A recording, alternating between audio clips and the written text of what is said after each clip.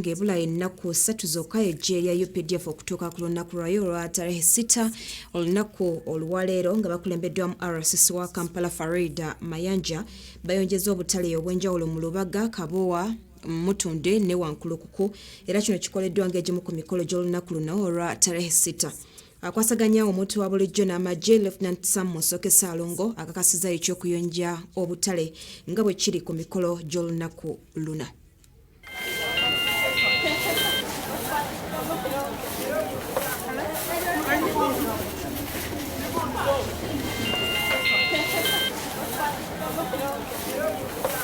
Lwaleero lunaku UPDF as an institution oba gavumenti okutwalira wamu etunyweza enkolagana yaffe n'abantu aba bulijjo nga tujjukira olunaku to mark the liberation.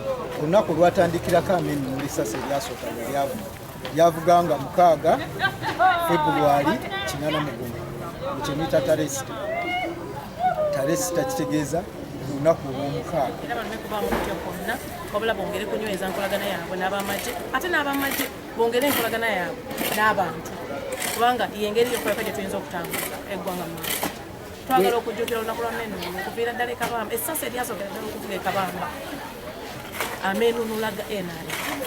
So olunaku olwaleero twagala okwebaza abantu nti batujjumbidde tukoledde wamu nabo tubakunze bazze mu bungi ate n'abamagye bennyini ndowooza kino kyolesa empisa ennungi eri amagye ga gavumenti eno.